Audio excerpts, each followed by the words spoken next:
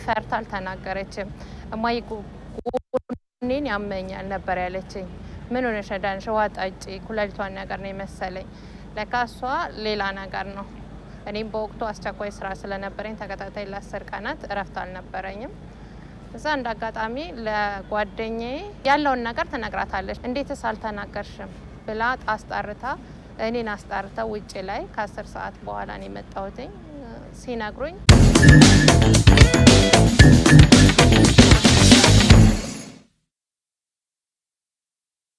ተከሳሽ ብስራት ተስፋዬ ያስገድዶ መድፈር ወንጀሉን የፈጸመው በኮልፌ ቀራኒዮ ክፍለ ከተማ ወረዳ 9 አካባቢ ነው። ለማህበራዊ ህይወታቸው ስንል ፊታቸውን የማናሳያቸውና ስማቸውን የማንገልጽላቸው የግል ተበዳይ ወላጅ እናት ከአዲስ ፖሊስ ጋር ባደረጉት ቆይታ በ7 ዓመት ህጻን ልጃቸው ላይ ስለተፈጸመው ያስገድዶ መድፈር ወንጀል ተናግረዋል።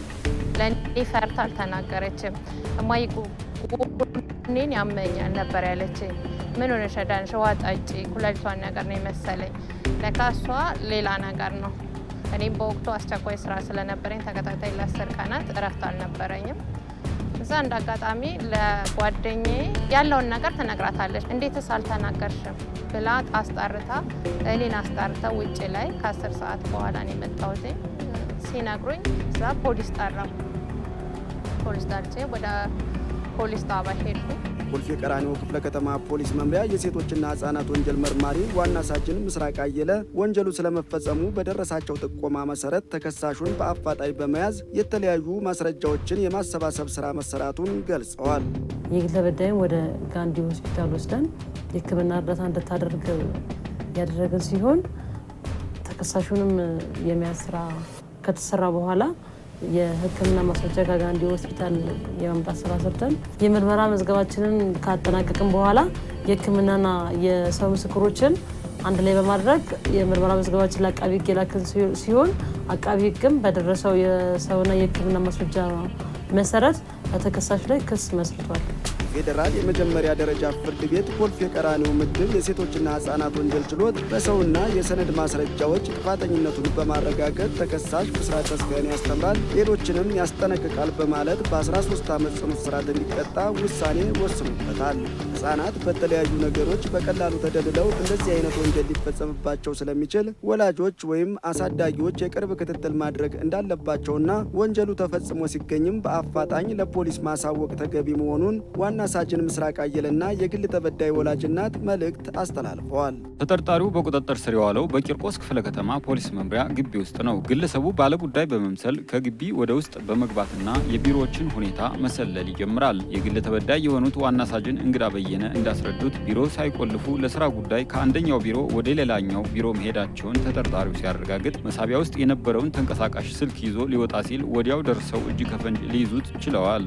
ወቅቱ የነበረው እንዳጠቃላይ ያው የምርመራ ስራ ያው በቢሮአችን ሆነን እየሰራን እያለ በወቅቱም ከአንደኛው ከኔ ቢሮ ቁጥር ወደ ሌላኛው ቢሮ ቁጥር ማስረጃ የተወሰነ ነገር ማምጣት ወደዛ ዞር ስል ተጠርጣሪው ያው እኔ በሌለውበት ገብቶ መሳቢያውን ሲከፍት ነው ያው እጅ ከፍንጅ የኔን ስልክ ይዞ ሊወጣ ሲል ያዝኩትና ይሄ ደግሞ ሊሆን የሚችል አይደለም። አንደኛ የፖሊስ ተቋም ነው። ለኛ ይቅርና ለህብረተሰቡ በጣም ብዙ አይነት አገልግሎት የምንሰጥ ሰዎች ነን። ከኛ ደግሞ እቃ ይዤ እወጣለሁ ማለት ደግሞ ይሄ ዘበት ነው፣ የሚሆንም አይደለም። ጀስት ምን አስቦ እንደመጣም ያው ገና ምርመራ ላይ ነን ያለነው። የቂርቆስ ክፍለ ከተማ ፖሊስ መምሪያ ወንጀል መርማሪ ምክትል ኢንስፔክተር አሸብር አለሙ በተጠርጣሪው ላይ ተጨማሪ ምርመራ እየተጣራበት እንደሚገኝ ገልጸዋል። ገና በምርመራ ሂደት ውስጥ ያለ ነው ኬዙ።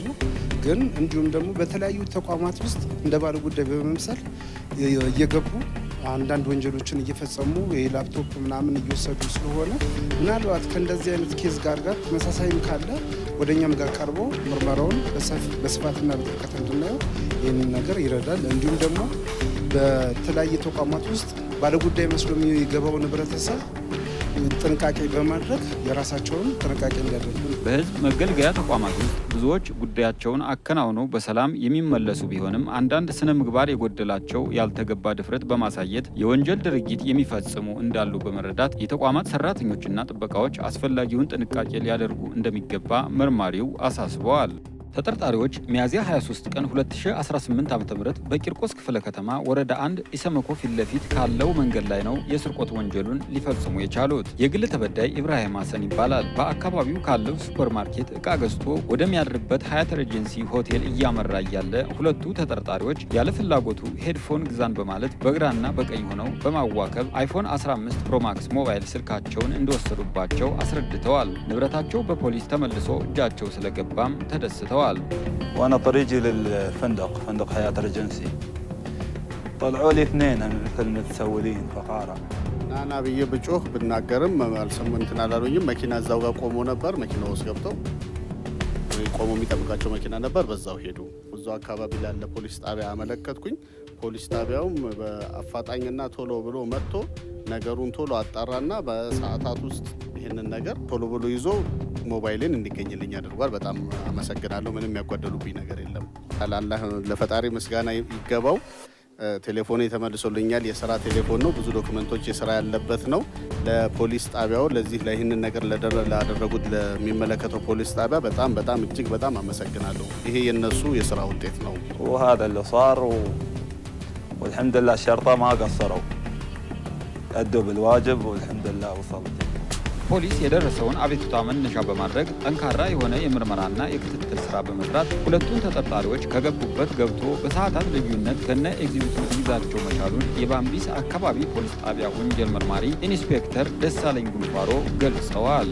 ሁለት ተጠርጣሪዎች ወደሱ በመጠጋት አንደኛው በቀኝ በኩል እጁን ሲይዘው በሁለተኛው ደግሞ በግራ በኩል በመምጣት ጃኬት ውስጥ አስቀምጦ የነበረውን ሞባይል አይፎን ፕሮማክስ 15 የተባለው የዋጋ ግምቱን ያው 200 ሺህ ብር የሚገመቱን ወስዶ ከተሰወሩ በኋላ ህብረተሰቡ በሰጡን ጥቆማ መሰረት ወደ ዲሲ ተብሎ ከሚጠራው አካባቢ ሁለቱ በቁጥጥር ስር የዋሉ ሲሆን ሌሎቹ ባልተያዙት ላይ ያው ክትትል እያደረግን እንገኛለን። ራስን ባልተገባ መንገድ ለማበልጸግ ውድ የሆኑ ንብረቶችን የያዙ የውጭ ሀገርም ሆነ የሀገር ውስጥ ሰዎች ላይ ትኩረት በማድረግ የስርቆት ወንጀል የሚፈጽሙ አካላት ከህግ ተጠያቂነት እንደማያመልጡ አውቀው ከዚህ ድርጊታቸው ሊቆጠቡ እንደሚገባ መርማሪው ኢንስፔክተር ደሳለኝ አሳስበዋል።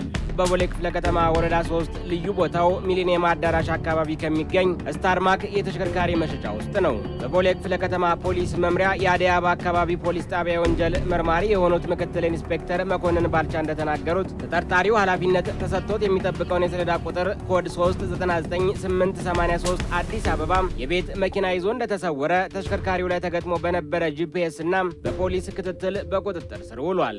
ተጠርጣሪ ጥበቃ አድርገው በቀጠሩበት ጊዜ ላይ ነው ማንም ያለመኖሩን በማየት እንደ መልካም አጋጣሚ በመጠቀም ተሽከርካሪውን ከግቢ በማውጣት ይዞ ከተሰወረ በኋላ ነው ክትትላችንን የጀመርነው። ክትትል ቡድኑን ይዘን በምናደርገው ክትትል ተሽከርካሪው ወደ ሸገር ሲቲ አጃምባ የሚባል አካባቢ ተሽከርካሪ እንደሚገኝ በጂፒኤስ ለማየት ቻልን እና ከግል ተበዳይ ጋር በመሆን ቀጥታ ወደ ቦታው በመሄድ ተሽከርካሪውን ተይዞ